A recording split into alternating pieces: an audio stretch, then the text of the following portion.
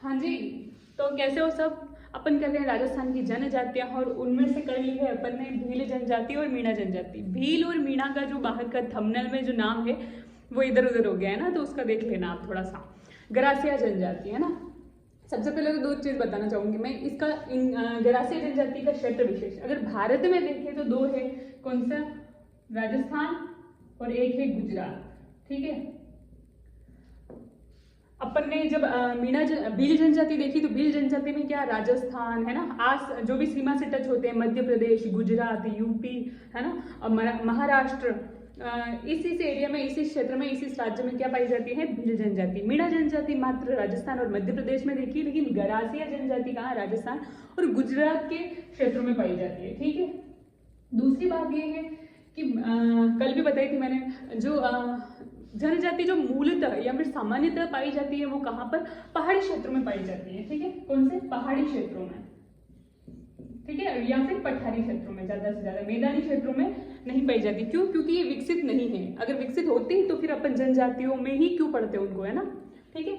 इसके बाद एक और बात कि जनजातियों में एक चीज आपको हमेशा ध्यान रखनी है, वो ये है कि जनजातियों में है ना महिला प्रधान होती है हमेशा। जनजातियां जो है ना हमेशा महिला प्रधान होती है। ठीक है। अरे इसको चेंज कर। जनजातियां हमेशा महिला प्रधान होती है। ठीक है। मतलब जो उत्तराधिकारी मान सकते हैं, या फिर जैसे कि अपने घर खर्च चलाना भी समझ सकते हो आप, या फिर ऐसे समझ सकते हो ना कि भाई घर का बड़ा कौन है। जैसे अपने तो दादाजी थे, फिर पापा है ना, मेन जो मुखिया होता है घर का, है ना, वो कौन है? इनकी गरासियों में महिलाएं होती है। ठीक है। तो महिला प्रधान होती है कौन? जनजातियां। ठीक है। विशेषता, अच्छा, जनजाति, गरासिया जनजाति की ये विशेषता है कि यह राजस्थान की तीसरी सबसे बड़ी जनजाति है। सबसे बड़ी कौन सी है? मीणा जनजाति। और सबसे शिक्षित जनजाति भी मीणा जनजाति है। ठीक है। लेकिन उसका क्षेत्र कम था, है ना। देखो, राजस्थान और मध्य प्रदेश में ही मीणा जनजाति पाई जा रही है ना, लेकिन जनसंख्या सर्वाधिक है ना। भील जनजाति इतने क्षेत्र में पाई जा रही थी लेकिन कम है, और गरासिया जनजाति दो क्षेत्रों में है लेकिन ये तीसरे नंबर पे आती है। ठीक है। गरासिया शब्द है ना जो बना है ना, वो संस्कृत शब्द से बना है। एक ग्रास, संस्कृत का एक शब्द है ग्रास, जिससे बना है ना, जिसका अर्थ होता है टुकड़ा। ठीक है। आप हिंदी में पढ़ते हो तत्सम, तद्भव शब्द, देशज विदेशी शब्द, है ना। तो उनमें आता है ये तत्सम और तद्भव। ग्रास शब्द तत्सम है, मतलब संस्कृत रूप है, और इसका जो तद्भव रूप है वो होता है गास, है ना। तो ग्रास यानी इसका अर्थ होता है टुकड़ा। टुकड़ा यहाँ पर क्यों लिया गया है? वो इसलिए क्योंकि इस जनजाति की जो विशेषता है, आगे जाके अपन बात करेंगे, तो वो है इसमें संयुक्त परिवार नहीं पाई जाती है। संयुक्त परिवार वाली विशेषता नहीं पाई जाती है। भील जनजाति भी एकल परिवार है। ठीक है। वो कभी भी, जैसे कि होता है ना कि एक परिवार में 4 भाई हैं या 2 भाई है, तो एक ही परिवार में मिलजुल के रह रहे हैं संयुक्त परिवार में, ऐसा नहीं होता है। मात्र एक जनजाति में होता है, मीणा जनजाति में। आप चाहो तो उसमें अपडेट कर सकते हो। संयुक्त परिवार व्यवस्था जो पाई जाती है वो मात्र एक जनजाति में पाई जाती है। कौन सी? मीणा जनजाति में, है ना। मतलब भाइयों के भाई और उनके जो भी है, जैसे दादा दादी साथ रहते हैं और सारे लोग वहां पर इकट्ठे रहते हैं, अपने होता है ना भाई, तो वैसे। और इस जनजाति में क्या होता है, आगे चलकर अपन बात करेंगे इधर, तो प्रेम विवाह सर्वाधिक होते हैं ना, लिव इन रिलेशनशिप वगैरह। तो ये हो कि जैसे ही इनका कोई बच्चा है, बच्ची है ना, लड़के लड़की जैसे ही समझदार हुए, अपने इच्छानुसार उन्होंने विवाह किया और वो अपना ही अलग घर बसा लेते हैं। मतलब एकल परिवार ही चलता है। जैसे ही बच्चे हुए, वापस उनके बच्चे थोड़े समझदार होंगे, वो भी प्रेम विवाह कर लेंगे, है ना, और अपने हिसाब से मतलब वो चलते रहते हैं। तो एकल परिवार है, संयुक्त परिवार की व्यवस्था नहीं पाई जाती है। इसलिए टुकड़ा, मतलब टुकड़े टुकड़े में रहते हैं, है ना, एकल रूप से रहते हैं, संयुक्त रूप से नहीं रहते हैं इसका। और कहीं कहीं ये भी पाया जाता है कि गवास शब्द, है ना, गवास शब्द का भी लेना देना है गरासिया जनजाति से। कौन सा शब्द? ग्रास, सॉरी गवास, है ना। एक तो है ग्रास, एक है गवास। गवास का अर्थ होता है सेवक, है ना। क्या होता है इसका अर्थ? सेवक। मतलब गरासिया जनजाति को सेवक माना जाता है। ये खुद को सेवक मानती है कि सेवा करना हमारा कर्तव्य है। जैसे कि वैश्य, है ना, 4 वर्ग होते हैं ना, हाँ, क्षत्रिय, वैश्य, है ना, शूद्र वगैरह। तो ये है कि इनका जो अपना मुख्य काम मानती है, ये क्या मानती है? सेवा करना। ठीक है। विशेषता इनकी बता दी। व्यवस्था, संयुक्त परिवार व्यवस्था नहीं पाई जाती है। संयुक्त परिवार व्यवस्था नहीं पाई जाती है। ठीक है। मुख्य क्षेत्र की अगर अपन बात करें तो भारत में तो कर दिया राजस्थान और गुजरात। राजस्थान की बात करते हैं तो वो आता है आबू सिरोही, आबू सिरोही। दूसरा आता है पिंडवाड़ा सिरोही, पिंडवाड़ा, ये भी कहाँ सिरोही में पड़ता है, ठीक है। इसके बाद आता है बाली, बाली कहाँ पड़ता है, पाली में। और एक है गोगुंदा उदयपुर, है ना, कहाँ पड़ता है, गोगुंदा उदयपुर। गोगुंदा वही जहां पर महाराणा प्रताप का राज्याभिषेक हुआ था 1572 ईस्वी में, है ना, तो गोगुंदा में। तो देख लो सिरोही एरिया है इधर, पाली वाला एरिया है, और उदयपुर यही वाला आ गया ना, हल्का सा पश्चिम में जा रहा है, नहीं तो ये साउथ वाला है ना। तो यहाँ पर, और इसके सिरोही के टच में आ गया गुजरात, तो राजस्थान में और गुजरात में हो गया ना ये प्रूव यहाँ पर। तो राजस्थान और गुजरात दोनों क्षेत्र में थोड़ी थोड़ी ये गरासिया जनजाति फैली हुई है, ठीक है। इसके बाद आती है पंचायत व्यवस्था। पंचायत व्यवस्था मैंने आपको बताया कि जनजाति मतलब पिछड़ी हुई है ना, आदिवासी समुदाय, इनमें कोई कोर्ट कचहरी के चक्कर कुछ नहीं होता है। आज भी गांव में आज भी ये होता है कि पटेल या फिर पंच बैठते हैं, और वो ही चाहे किसी के शादी करवाने की बात हो, चाहे किसी के डाइवोर्स की बात हो, है ना, किसी के झगड़ा हो गया है, तो भी उनका जो फैसला होता है वो कहाँ पर होता है ना, किसी ने किसी की हत्या कर दी हो तो कोर्ट कचहरी के कौन चक्कर लगाएगा 5-6 सालों में, है ना, काफी समय, लंबे समय बाद फिर उसका रिजल्ट आता है कि क्या होगा क्या नहीं, तब तक तो उम्रें निकल जाती है लोगों की।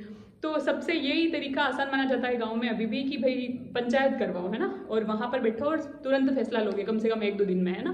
तो ये चीज तो सभी जनजातियों में पंचायत तो चलती है, मैंने आपको बताया था। और पंचायत व्यवस्था, लेकिन इसमें है ना त्रिस्तरीय पंचायत व्यवस्था पाई जाती है।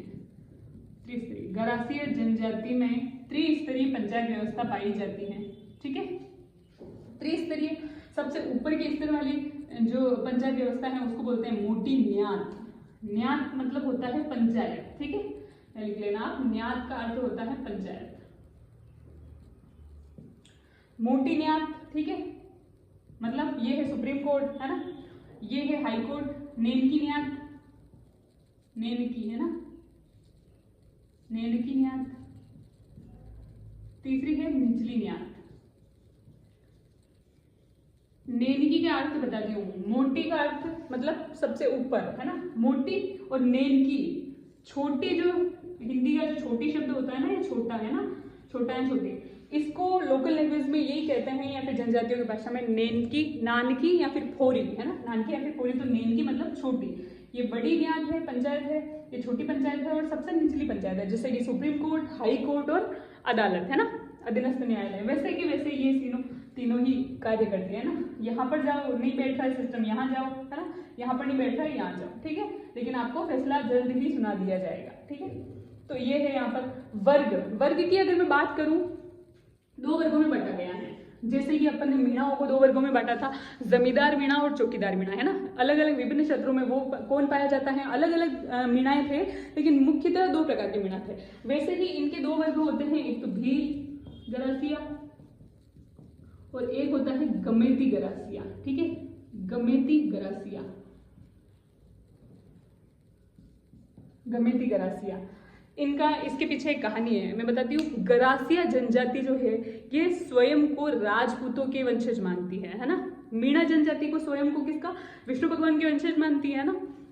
ये कहाँ पर, मीन पुराण में बताया गया है ना, मुनि गगन सागर, मुनि मगन सागर, याद है ना आपको, ठीक है। और जो गरासिया जनजाति है ये स्वयं को राजपूतों का वंशज मानती है, ऐसा कहा जाता है। इनके इतिहास में बताया जाता है कि आक्रमणकारियों ने इन पे आक्रमण कर दिया था, तो तब ये वहां से भागे थे और भीलों वाले क्षेत्र में जाकर बस गए। और उसके बाद यही था कि उनकी भीलों के साथ बस गए, उनके लोगों के साथ। तो इन्होंने विवाह उनसे कर लिया और उन्होंने विवाह इनसे कर लिया, है ना। जो भीलों के लड़के थे, उन्होंने, होता है ना, एक ही साथ रह रहे तो पसंद आ गए, और इनके तो प्रेम विवाह चलते ही है। तो इसलिए इनको, है ना, बाद में गरासिया कहा जाने लगा, है ना। पहले ये राजपूतों के वंशज थे, लेकिन किसी आक्रमणकारी ने इन पे आक्रमण किया, भाग गए, भीलों के साथ बस गए, फिर बाद में वहां पर जाकर उनके विवाह करके आगे संतानें उत्पन्न होती गई, और उनका जो आगे वंश कहलाया वो गरासिया था, ठीक है। भील से ही गरासिया की उत्पत्ति मानी जाती है। तो ये 2 प्रकार के होते हैं, भील गरासिया और गमेती गरासिया। इसमें मैं आपको बताऊं, मैंने आपको ऊपर एक लाइन बताई थी कि जनजातियां जो है वो महिला प्रधान होती है, ठीक है। तो यह इनमें मानना आप, भील गरासिया में जो भील अगर महिला थी, ठीक है, और गरासिया पुरुष थे, तो भील गरासिया, नाम पहले भील आ रहा है और मैंने क्या बोला, महिलाएं प्रधान होती है, तो महिला अगर भील है और पुरुष गरासिया है तो उन्हें भील गरासिया कहा जाता है ना। अगर महिला गरासिया है, ठीक है, जो कि आक्रमणकारी ने आक्रमण किया था और भागे थे, तब वो गरासिया थे, है ना। तो गमेती मतलब, है ना, तो अगर वो भागे हैं और गमेती जो जनजाति है उनकी महिला अगर है और गरासिया की क्या है, पुरुष, तो इसे क्या कहते हैं, गमेती गरासिया। ठीक है, भील गरासिया और गमेती गरासिया, ये दो वर्ग हैं इसके मुख्यतः, और यही क्वेश्चन मोस्टली पूछा जाता है, इसके अलावा नहीं। सामूहिक कृषि, सामूहिक कृषि की अगर बात करें तो वैसे ये जनजातियां कृषि करती है, जैसे कि मीणा जनजाति तो मुख्य तौर पे अच्छी खासी जमीन होती है, जमींदार कहलाते हैं वो, है ना, और राजपूतों के साथ संबंध भी स्थापित करते हैं, जो कि रावत मीणा कहलाए, है ना। वैसे ही भील जनजाति स्थानांतरित कृषि करती हैं, अपने बात करा था चीमाता और दजिया पहाड़ी क्षेत्रों में और किसमें, मैदानी क्षेत्रों में, है ना, मैदानी या फिर पठार क्षेत्रों में। सामूहिक कृषि, ठीक है, उसमें सामूहिक कृषि को अपन ने बोला था, क्या बोला था, बताओ आप मुझे, हेड़मो, है ना। भील जनजाति में सामूहिक कृषि की जाती है लोगों द्वारा, उसे हेड़मो कहा जाता है। लेकिन गरासिया जनजाति में, जनजाति मतलब पिछड़ी हुई है, कोई सेवा कार्य तो करेंगे नहीं, कोई उद्योग में काम करेंगे नहीं, है ना, बिजनेसमैन होंगे नहीं, कहाँ, बस खेती में बसर करके ही अपना जीवन यापन करते हैं। तो खेती मतलब कृषि करते हैं, तो जो सामूहिक कृषि की जाती है उसे कहते हैं हारी भावरी। ठीक है, ध्यान रखना, हारी बावरी या हारी भावरी, भावरी लिख लो। बावरी तो एक और अलग जाति हो गई, है ना, जो कि बावरी लोग होते हैं ना, चोरी करते जाते समय, है ना, पहले भैंसासुर की फड़का वाचन करते हैं बिना वाद्य यंत्र के साथ, बावरी, है ना, अपन पढ़ेंगे। अच्छा, ये हो गया सामूहिक कृषि। भील जनजाति में सामूहिक कृषि को हेड़मू कहा जाता है, इसमें कहा जाता है हारी बावरी, है ना, हारी भावरी। ठीक है, इसके बाद पवित्र स्थान, गरासिया जनजाति का जो पवित्र स्थान माना जाता है वो माना जाता है नक्की झील। कहां पर, नक्की झील, माउंट आबू। ठीक है, माउंट आबू, सिरोही, और ये कहाँ पड़ता है, सिरोही में। नक्की झील के बारे में इतना मतलब इनके लिए इतनी पवित्र है ये कि जैसे अपने जब किसी की मृत्यु हो जाती है परिवार में तो उनकी अस्थियों के विसर्जन के लिए अपन कहाँ जाते हैं, या तो पुष्कर जी जाते हैं या फिर हरिद्वार जाते हैं। लेकिन गरासिया जनजाति जो इनकी किसी की मृत्यु हो जाती है तो उनके अस्थियों के विसर्जन के लिए नक्की झील में जाते हैं। ठीक है, नक्की झील अस्थियों के विसर्जन हेतु।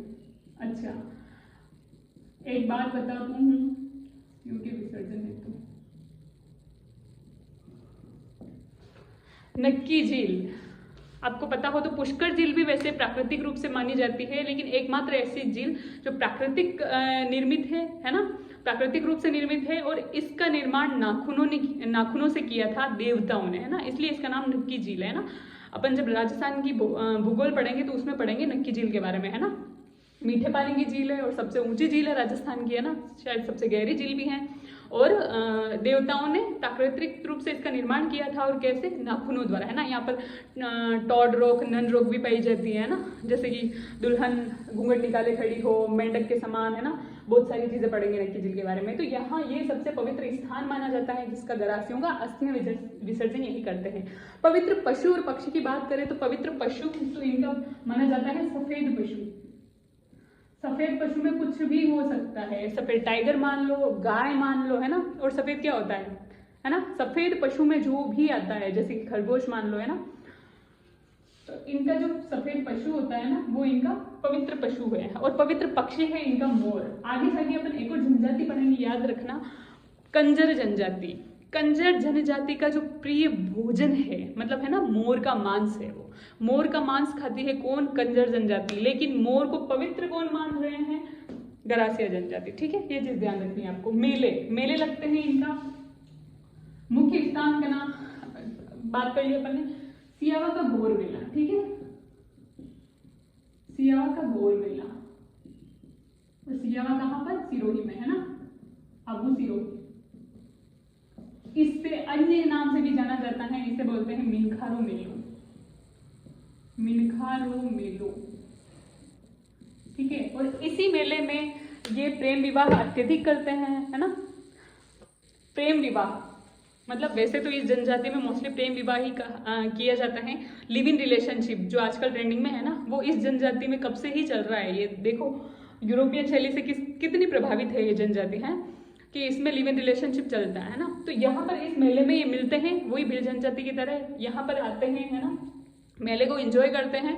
लड़का और लड़की जो एक दूसरे को पसंद करते हो वो यहाँ से थोड़े टाइम के लिए मतलब चले जाते हैं कहीं बाहर, इसको हनीमून मान लो, है ना, घूम कर आते हैं थोड़े दिनों में, फिर आके सब ऐसा मान लेते हैं कि भाई इन्होंने शादी कर ली है ना, और या फिर ये कपल हो गए अब, है ना, ठीक है। तो मिनखारो मेलो इसका अन्य नाम है, ठीक है। दूसरा मेला